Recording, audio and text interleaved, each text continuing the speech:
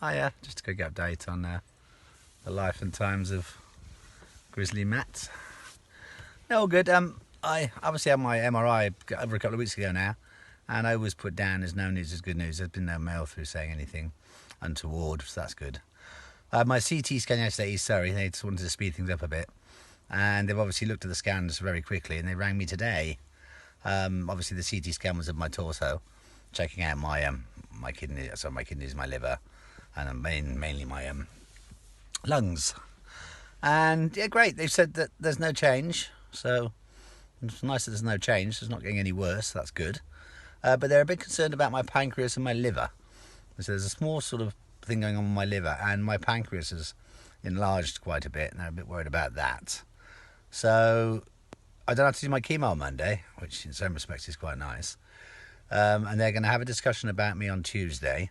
They will sit down together and they talk about my case, and and then they're going to decide what they're going to do. Because what they might need to do is take a biopsy, a needle in the belly, and they just sort of scoop a little bit of the old pancreas off and a bit of liver, and maybe fry it up. No, and obviously see what's going on.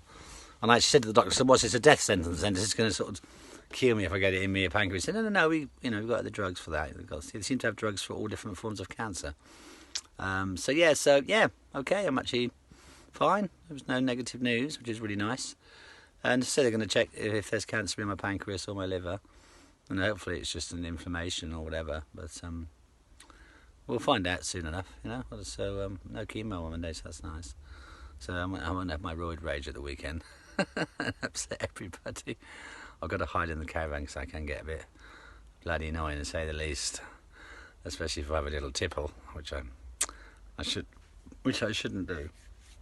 Well, I just had a nice, lovely bit of lunch, and some lovely sushi, and the dietitian just rang me up, and was on the phone with me for a good half an hour. She was lovely, and she said she was actually going to give me some drugs for my pancreas to help me get the enzymes up and running, because obviously my stools were a little bit lighter, and my wind's a bit windy, and she said that's down to the lack of enzymes.